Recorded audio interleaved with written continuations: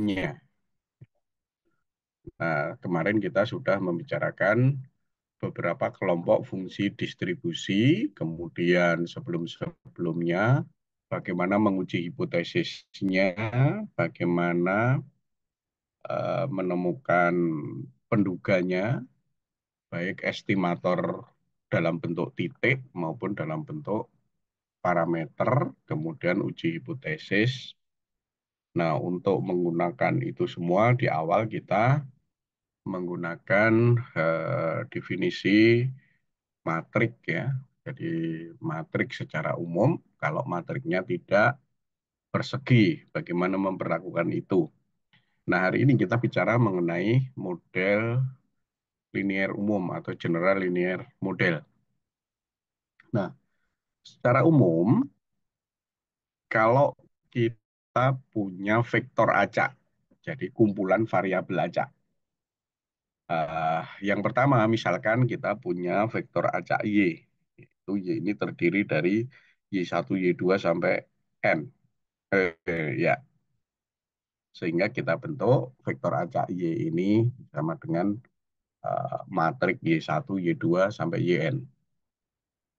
Kemudian eh, suatu matrik yang terdiri dari data, yaitu matrik N, matrik X, sorry, matrik ini kalau di dalam implementasinya berasal dari data, yaitu A11, A12, dan seterusnya.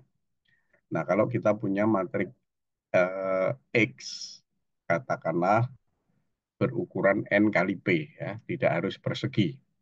Nah, ini nanti bagaimana menggunakan invest eh, asli atau menggunakan general invest atau menggunakan Kronecker perkalian dan seterusnya nanti kita lihat. Nah, kemudian kita juga katakanlah mempunyai suatu vektor parameter, yaitu kumpulan parameter beta. Jadi beta ini terdiri dari beta 1, beta 2 sampai beta P. Nah, karena di model general linear ini hampir mirip atau dimulai dari regresi linear, ya, regresi linear maupun non linear dari regresi, maka ada faktor error yang kita notasikan dengan epsilon. Nah, epsilon ini, faktor error ini merupakan vektor acak. Vektor acak, nggak usah vektor berubah acak, vektor acak. Nah, vektor acak ini katakanlah berukuran sama dengan ukurannya Y. Nah, untuk pertama kita asumsikan bahwa ekspektasi dari error ini nol. Nanti kita juga akan melihat kalau errornya tidak nol atau errornya itu berdistribusi tertentu. Kemudian matrik varian kovarian dari epsilon ini matrik varian dan konvarian. Nah, kita bentuk modelnya yaitu Y sama dengan X kali beta ditambah epsilon. Jadi di sini kalau kita kasih notasi Y-nya ini N kali 1,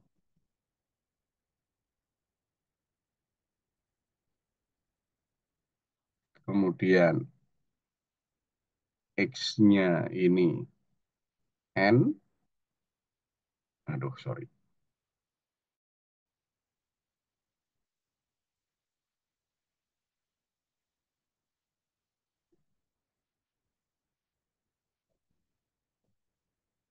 kali P, kemudian beta ini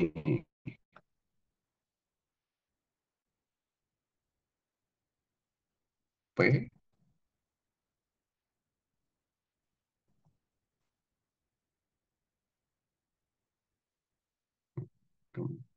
maka maka X delta itu menjadi N kali satu.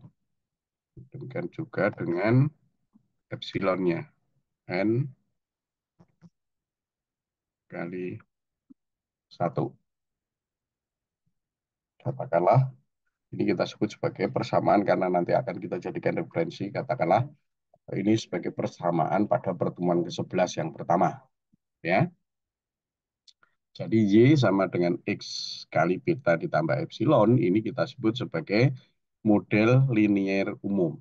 Nah, model linier umum ini nanti ada model penuh dan model tidak penuh. Seperti apa? Nah, di sini kita lihat Y sama dengan X kali B plus epsilon yang diketahui dari awal itu adalah epsilon. Maka di sini epsilon itu mempunyai peran penting. Nah, model ini karena di awal itu diketahui epsilon 0, ekspektasi dari epsilon itu 0, kemudian eh, variansinya matrik varian kovarian, maka di sini fungsi distribusi dari epsilon itu sangat menentukan model. Nah, nah di epsilon ini juga tadi diketahui matrik varian kovariannya sigma. Nah, kemudian faktor ketiga yang berpengaruh terhadap model adalah X-nya atau matrik ini. Kenapa? Karena matriksnya N kali P. Sehingga bisa saja matrik ini bereng penuh atau bereng tidak penuh. Kalau bereng penuh berarti terdapat, kalau P ini lebih kecil dari N, berarti terdapat P eh, baris yang bebas linier. Nah, itu nanti menentukan bagaimana partisi dilakukan. Jadi yang bebas linier satu partisi, yang tidak bebas linier dibikin partisi yang lain untuk model selanjutnya. Nah, jadi untuk ini kita asumsikan bahwa matrik X ini mempunyai rank P. Nah, kalau rank X ini katakanlah sama dengan jumlah kolomnya, itu kita sebut sebagai model penuh. Kalau ranknya kurang dari jumlah kolomnya, kita sebut sebagai model tidak penuh. Ya, jadi menentukan banyaknya kolom yang bebas linier itu menjadi modelnya penuh atau tidak penuh. Karena model penuh dan tidak penuh berpengaruh terhadap bagaimana kita mencari estimator dari beta. Ya, oke. Di sini kita punya asumsi mengenai epsilon dulu. Nah, epsilon tadi diketahui bahwa eh, ekspektasi dari epsilon itu nol atau rata-rata dari epsilon itu nol. Kemudian mempunyai matrik varian dan kovarian. Kasus yang pertama itu kalau matrik varian kovariannya adalah sigma besar itu sama dengan sigma kecil kuadrat I, di mana sigma kuadratnya tidak diketahui. Jadi di sini varian matrik varian kovariannya ada tetapi tidak diketahui. Nah, untuk kasus sigma tidak diketahui, biasanya dibantu dengan matrik variannya sigma kecil kuadrat V, di mana V-nya diketahui. Ya. Nah, kenapa V? Karena V ini bentuk general dari I. Kalau di atas tadi sigma kuadrat I, berarti sepenuhnya varian kovarian itu hanya ditentukan oleh sigma kuadrat yang tidak diketahui. Nah, untuk membantu bagaimana menemukan yang tidak diketahui ini, maka diajukan model kalau matrik varian kovariannya adalah sigma kuadrat V, sigma kuadratnya tidak diketahui, tapi V-nya diketahui. Nah, kasus yang kedua, kalau raratannya tetap nol, gitu ya, matrik varian kovarian sigma kuadrat I-nya tidak diketahui. Oke. Jadi matrik varian kovariannya tidak diketahui. Kalau yang di atas kan matrik varian kovariannya diketahui, yaitu sigma kuadrat I dengan sigma kuadratnya tidak diketahui. Kasus kedua, matrik varian kovariannya tidak diketahui. Nah, sehingga kita memerlukan ada ruang yang untuk mencari parameter yang tidak diketahui ini. Maka kita definisikan omega besar ini untuk menggambarkan omega besar, nanti ada juga omega kecil untuk menggambarkan sampel. Ya. Jadi kalau kita menggunakan notasi omega besar, ini berarti kita membicarakan mengenai populasi. Kemudian kalau nanti omega ini omega kecil, kita menggambarkan ini ruang sampel. Jadi kalau omega kecil, ruangnya menjadi beta topi sama sigma kuadrat topi. Gitu ya. Oke. Nah, bagaimana kita menduga adanya distribusi tertentu, maka yang harus kita duga adalah matrik varian kovarian yang dalam hal ini adalah sigma kuadrat dan parameter betanya. Ini yang akan kita duga. Ya. Nah, Y sama dengan X plus beta epsilon, dengan epsilon ini distribusi normal rata-rata dengan varian kovarian sebagai variansinya. Maka Y, ini karena model ini, maka Y itu berdistribusi, karena tadi kita asumsikan ini ya, kita asumsikan ini, maka Y ini berdistribusi normal dengan rata-rata X kali B. Di sini B ini nanti sebagai penduga dari beta. Jadi Y ini berdistribusi normal dengan rata-rata X kali B, X-nya ukuran N kali P, B-nya ukuran P kali 1. Jadi X kali B ini matriks N kali 1 dengan variansi sigma kuadrat I. Kalau Y ini berdistribusi normal dengan rata-rata XB dan variansinya sigma kuadrat I, maka fungsi kepadatan atau fungsi likelihood-nya adalah ini. Ya, ini fungsi likelihood-nya.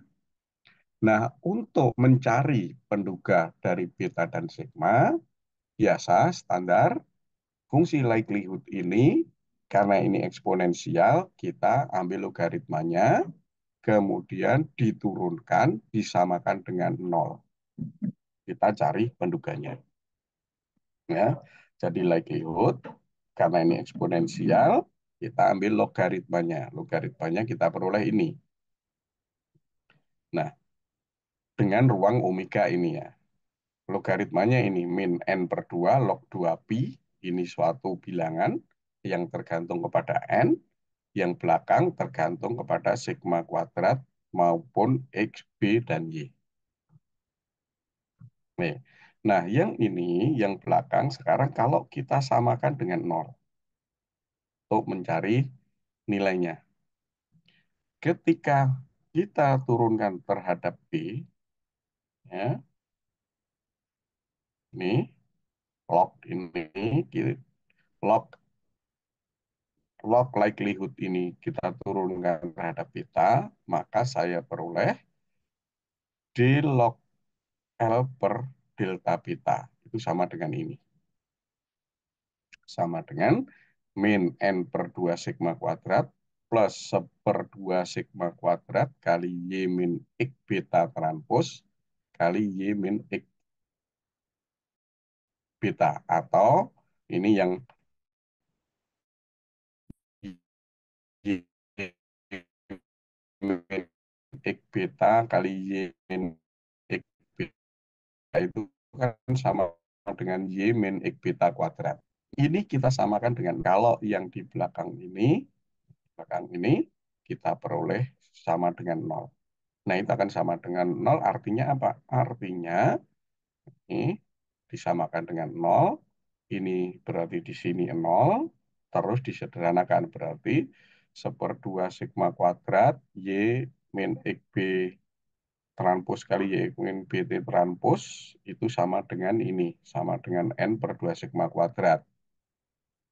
Nah, di sini maka kita peroleh ini. Sehingga kita peroleh sigma kuadrat itu sama dengan X, Y min X beta transpos kali Y min X beta atau Y min X beta kuadrat. Ini sigma kuadratnya. Nah, tetapi tadi kita tahu bahwa X ini ranknya penuh. Nah, karena ranknya penuh, maka X transpos X ini, ini maka X transpos X ini ranknya juga penuh atau P. Kalau begitu, X transpos X ini non singular.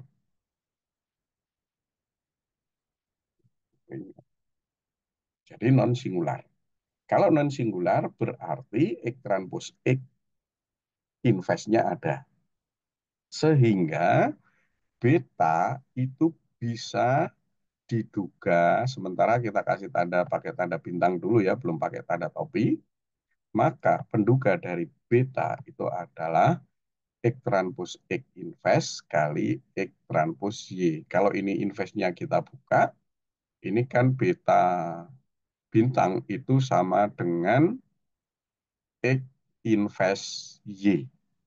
Jadi kembali ke persamaan awal. Ya, beta kita lihat kalau nggak ini ya, ini berarti beta ini kan kalau kedua ruas saya kalikan dengan X inverse berarti sini X inverse Y sama dengan beta. Di sini 0. Ya, benar ya. Jadi pendukanya tidak berubah. Oke. Nah, selanjutnya penduga untuk sigma kuadratnya apa? Dengan menyelesaikan inilah tadi. Selesaikan penduganya. Jadi DB log disamakan dengan 0, maka kita peroleh penduga untuk variansi populasinya adalah 1/n kali Y transpos kali 1 min X kali X general inverse kali Y. Ya, ingat general inverse-nya ini. Oke. Ada yang ditanyakan sampai di sini? Untuk model awal ini, introduction ini. Nanti kita bahas kasus 1 dan kasus 2-nya. Oke, nah sekarang kita punya teorema. Pada model Y sama dengan X kali beta plus epsilon. Masih dengan asumsi X-nya itu mempunyai rank penuh. X-nya.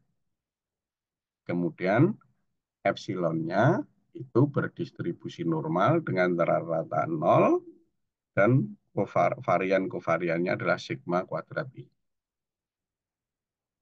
Nah, yang barusan kita lakukan tadi, kita peroleh ini. Jadi teorema ini merupakan ringkasan dari yang barusan kita lakukan, yaitu bahwa penduga untuk beta, yaitu tang, itu adalah X transpos X inverse kali X transpos Y, sedangkan penduga dari variansinya adalah 1/n kali Y transpos kali 1 min X, X general inverse kali Y. Ini teoremanya. Kita lihat contohnya seperti apa. Nah, katakanlah kita punya contoh Y sama dengan BX plus epsilon. Betanya B0, B1, B2. Ya. Oke, jadi Di sini misalkan Y-nya itu 5 kali satu, 1 kali 5, sorry. 1 kali 5. X1-nya ini, X2-nya ini, X3-nya ini. Ini ada yang salah deh perasaan. Kurang dari X, ini kurang X3 nih. Ya benar, sorry. Ini kurang nih saya. Sorry. Ini kurang,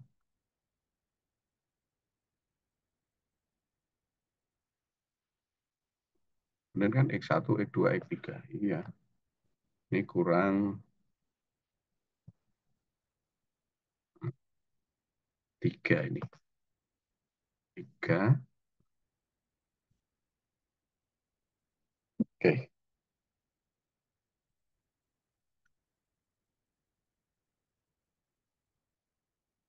Sehingga ini kalau saya tulis sebagai model, Y sama dengan XB plus epsilon, dengan Y-nya ini, X-nya tadi, kita punya X1, X2, X3, maka X-nya menjadi ini, kemudian betanya B0, B1, B2.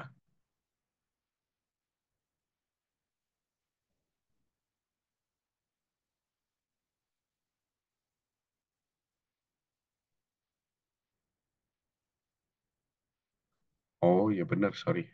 Betanya benar, mulai dari B0, bukan B3. Sorry, sorry, sorry. Ah, oke, Y0, B1, B2, ya. Ini nggak ini gini modelnya benar tadi, nggak saya tambahin, sorry.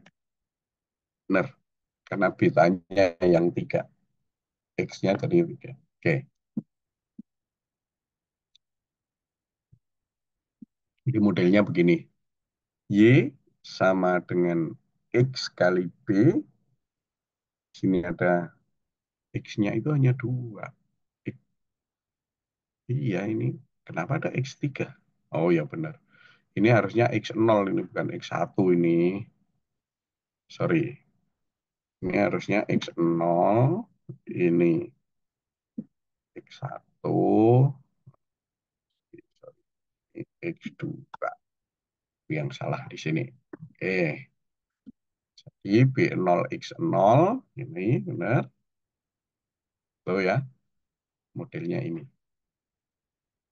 Epsilonnya ada 5, karena Y-nya ada 5. Y1, Y2, Y3, Y4, Y5. Oke, modelnya ini. Nah, di sini kita coba cari penduga untuk kita. X ini kita tulis X transpos X, kemudian X transpos Y. Nah, dari ini maka kita bisa menemukan X transpos X inverse-nya apa. Cari ini. Ini saya cari pakai Excel. Saya peroleh ini. Saya masukkan ke Excel, M inverse, saya peroleh ini. Ya. Nah, sehingga B bintang itu adalah X transpos X inverse kali Y. Ini. Oke, sehingga diperoleh penduga untuk B0 itu adalah 3301, B1-nya min 0,189, B2-nya 10,718. Sehingga kita punya persamaan Y sama dengan 3306 dikurangi 0,189 X1 ditambah 10,718 X2 plus epsilon. Jadi kita punya model ini. Oke, sampai di sini ada yang ditanyakan. Kemudian jelas dengan adanya contoh ini. Saya izin bertanya. Oke ya, jelas ya. Oke, Saya kita izin lihat bertanya, Pak. gimana. Untuk yang tadi di slide 8 itu kan ada, nah, misalkan Y sama dengan B0 plus B1 X1. Nah, untuk B0-nya ada X0-nya atau enggak ya, Pak? Ini harusnya B0 dengan X0. Tapi Oh, kan ini munculnya kan kalau Anda kalikan, ini X0-nya ini sebenarnya nggak perlu ditulis ini. oh Karena iya, kan kalau Anda punya persamaan kan ini satu otomatis. Jadi ini misalkan saya hapus pun itu nggak ada masalah. Ini, ya Anda kan punya ini. Nah ini kalau dibentuk persamaan, matriks kan jadinya ini. Ya, nih. Kan B0 itu kan muncul kalau di depannya satu kan ini. Anda kalikan. Berarti kan 50 sama dengan B0 ditambah B1 ditambah B2. 40 sama dengan B0 ditambah 5B1 ditambah B2 kan gitu. Karena ini satu-satu otomatis kan B0-nya perlu ini. Kolom yang isinya satu semua ini. Otomatis sih. Saya salah salah menuliskan. Jadi sebenarnya nggak perlu ditulis X0-nya. baik Pak. Terima kasih Pak. Oke, ya. Ada lagi yang lain. Karena B0-nya konstanta ya. Jadi sebenarnya nggak usah ditulis otomatis nih. Otomatis satu-satu ini pasti muncul. Oke, ada yang ditanya lagi?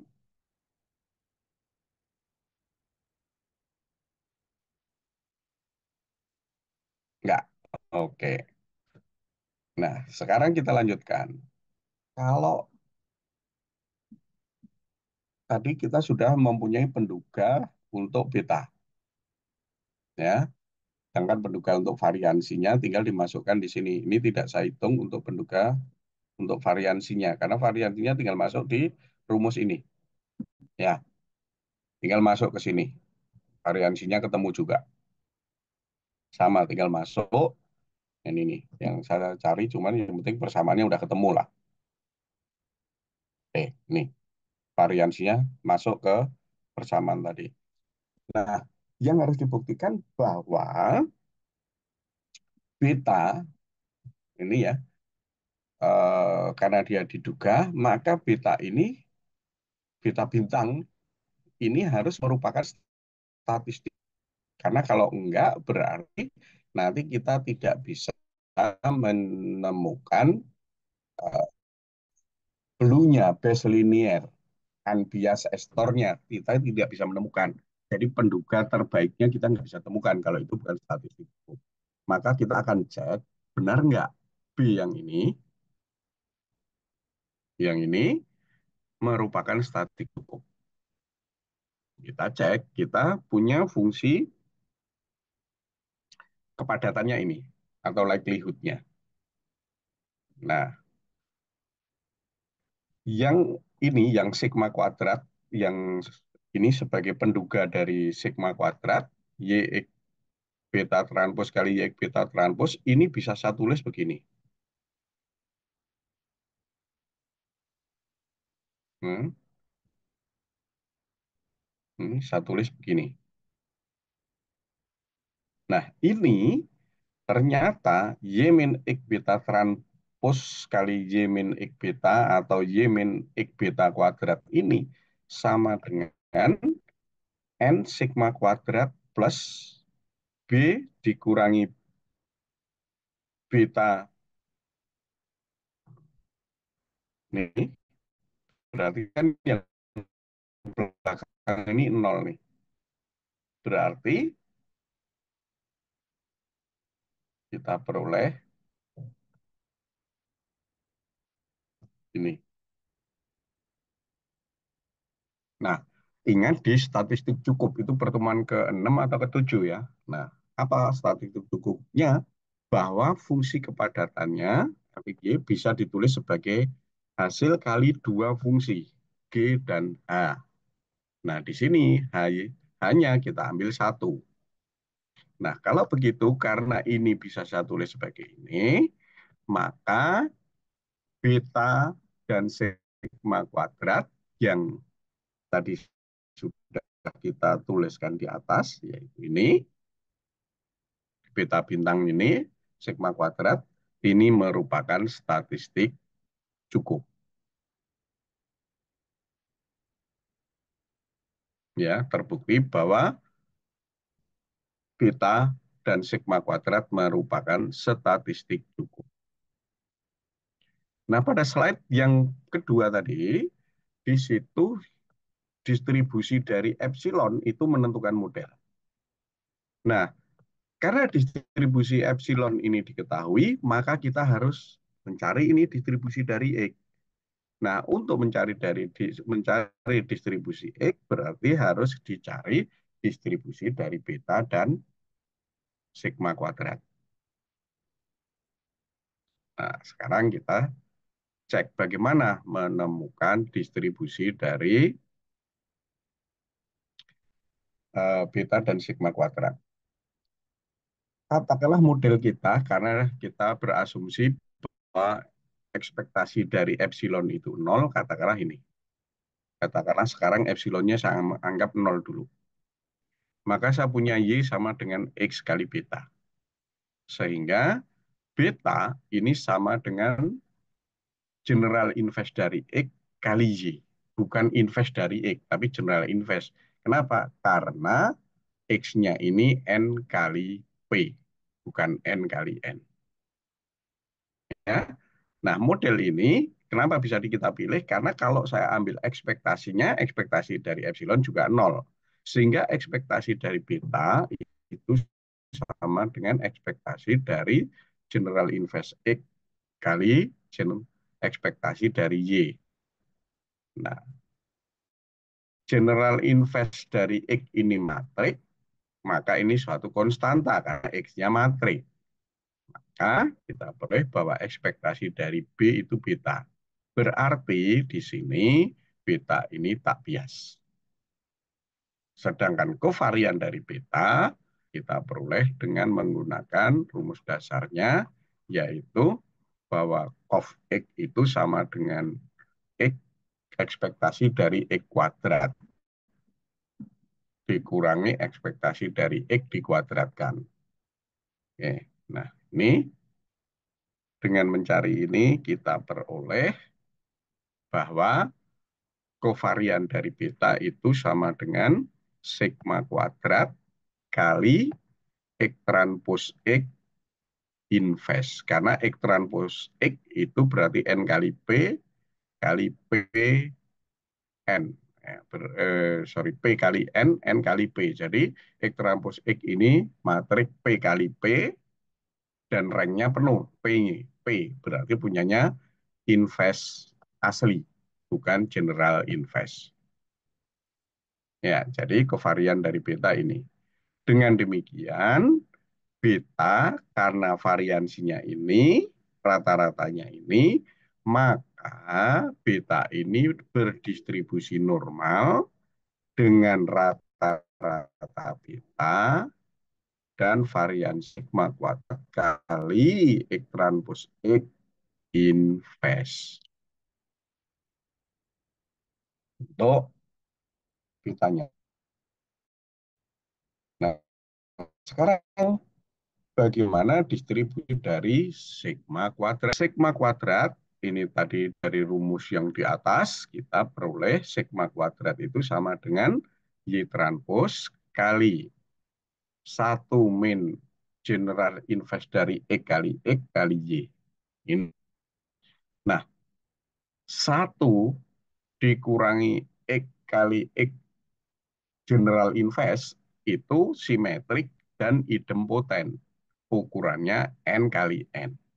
Maka menurut pertemuan yang keberapa ya, yang ketujuh ya, ketujuh, Y transpos kali I min general invest dari E kali Y dibagi sepersigma kuadrat itu berdistribusi C kuadrat non sentral. Dengan derajat kebebasan adalah trace dari matrik identitas dikurangi X general X invest. Trace-nya berapa? Trace-nya adalah N min P. Karena trace I ini ukurannya N kali 1. Trace-nya N. Trace X kali X general invest ini P kali P, trace-nya adalah P. Maka trace dari I min X general invest X itu sama dengan N min P. Non sentral, karena non sentral parameternya adalah lambda. Lambdanya ini. Nah, tetapi I min X general invest X ini sama dengan nol karena simetrik. Maka lambda ini sama dengan U berdistribusi C kuadrat non sentral dengan parameter U dan derajat kebebasan N min P, di mana ekspektasi dari U itu N min P. Kalau begitu, N sigma kuadrat dibagi NP merupakan penduga tak bias dari sigma kuadrat. Nah, karena kita sudah menunjukkan bahwa sigma kuadrat bintang di atas ya, itu merupakan penduga tak bias, maka bintangnya kita lepas, kita ganti menjadi topi. Ya, jadi sigma kuadrat topi. Oke, sampai di sini ada yang ditanyakan.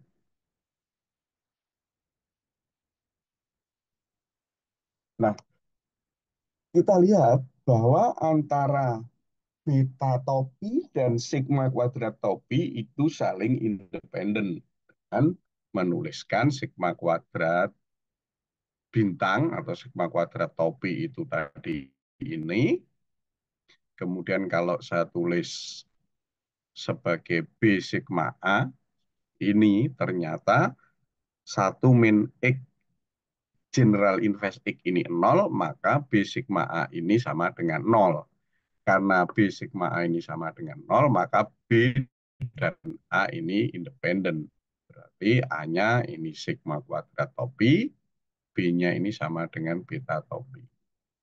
Oke, jadi terbukti bahwa eh,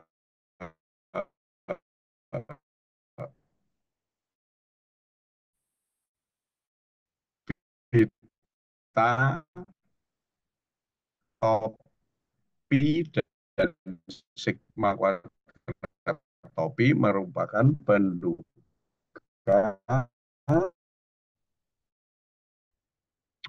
Bisa saya tulis ini dengan cara begini, bisa saya tulis dengan cara begini, bisa saya tulis NP min NP kali sigma kuadrat topi ini sama dengan general invest dari X kali Y.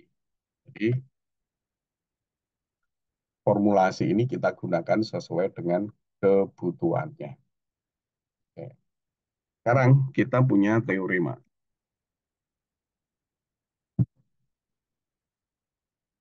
Nah, kalau kita tadi berangkat punya model Y sama dengan X kali beta plus epsilon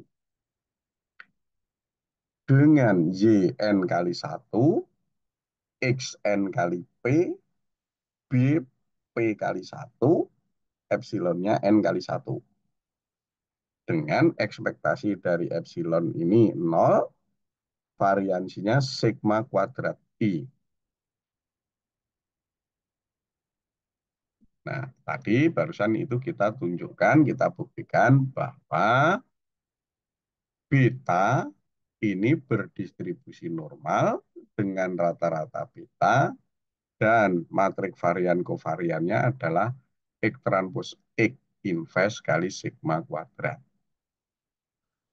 Penduga tak bias untuk beta, yaitu beta topi, barusan kita buktikan. Sekarang kita akan cek penduga tak bias dari sigma kuadrat itu merupakan sigma kuadrat topi. Kita buktikan bahwa sigma kuadrat topi merupakan penduga tak bias dari sigma kuadrat. Nah, kita punya formulasi tadi N min P kali sigma kuadrat itu sama dengan ini. Kita pakai rumus yang ini. Nah, maka sigma kuadrat topi itu sama dengan 1/NP Y transpos kali satu ini. Ya, sehingga kalau kita punya ini, saya ambil ekspektasinya. Maka yang panjang ini 1/NP Y transpos, yang tengah ini saya tulis sebagai A. Jadi sigma kuadrat topi itu sama dengan 1/NP Y transpos AY. Maka kalau saya ambil ekspektasinya sama dengan 1/N min P kali ekspektasi dari Y transpos AY. Hanya ini. Nah, 1/NP di sini dengan memisahkan X betanya mu, sigmanya sigma kuadrat I. Jadi ini.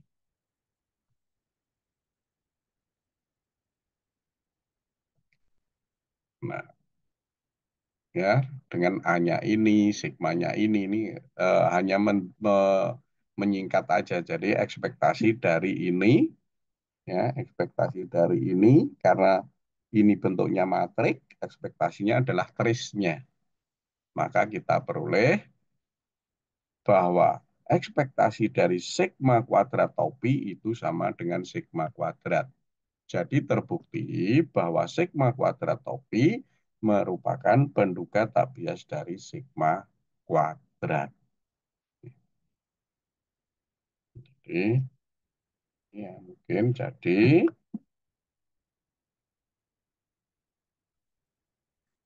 sorry, balik.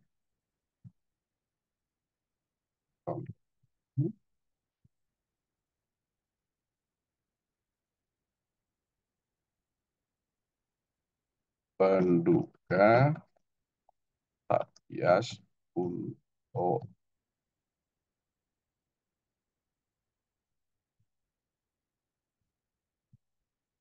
nih.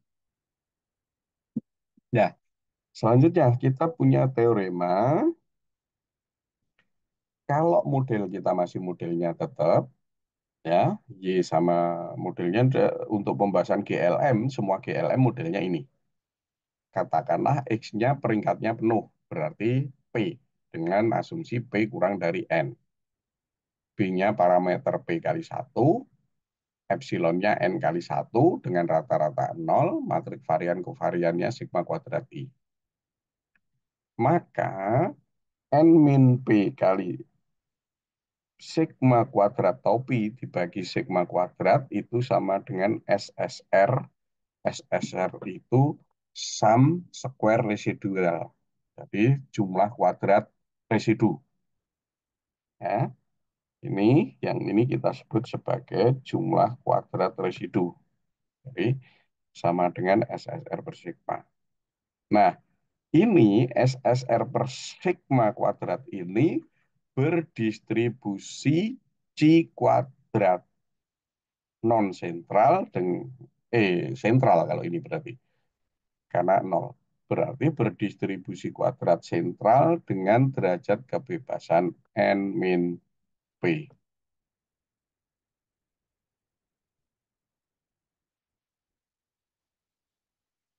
Ya, SS ini yang kita sebut sebagai SSR. Sum square residual atau jumlah kuadrat residu. Nah, untuk membuktikan nih tadi N min P sigma kuadrat kita pakai tadi punya 3 formulasi ini. Satu, dua, kita ambil yang pertama.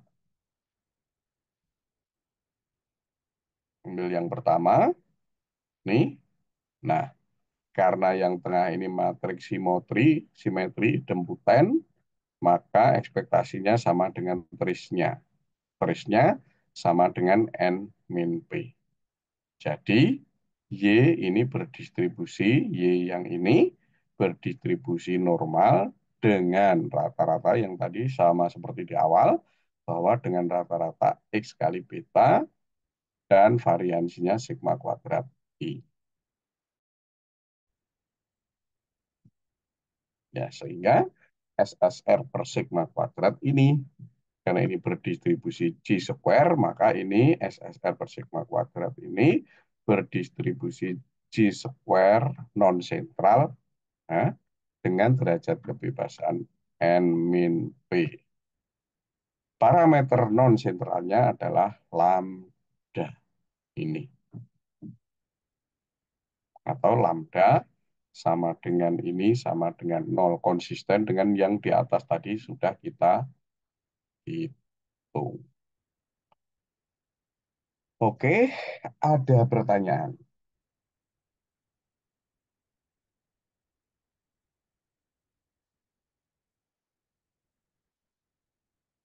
Saya kira sangat jelas ya. Jadi contoh, kemudian yang kita uraikan di teorema, ini sudah kita buktikan dengan mencari ekspektasi maupun variansinya. Nah, eh, nanti kita lanjutkan untuk melihat kasus, ini kita belum melihat satu dua ini. Ya, kasus satu, kasus dua. Belum melihat kasus satu, kasus dua, dan kondisi khusus. Nah, nanti kita akan bahas kondisi kasus satu maupun kasus dua dan kondisi khusus terkait dengan hipotesisnya. Ya, jadi ini penduga titiknya sudah. Sekarang ke selanjutnya setelah penduga kita ke hipotesisnya. Itu. Oke. Nah, untuk tugas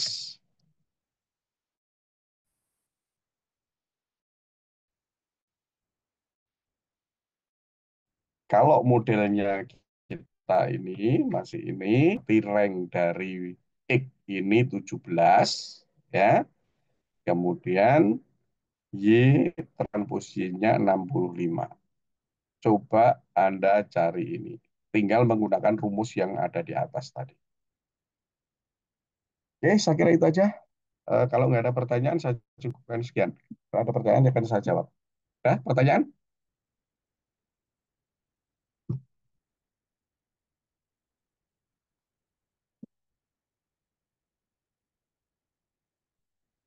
Nggak ada? Oke, kalau nggak ada, saya cukupkan sekian. Materi akan segera saya taruh di Google Classroom. Masih, Assalamualaikum warahmatullahi wabarakatuh. Waalaikumsalam Waalaikumsalam warahmatullahi wabarakatuh. Terima kasih banyak, warahmatullahi Bapak. wabarakatuh. Terima Terima kasih kasih, banyak, Bapak. Pak.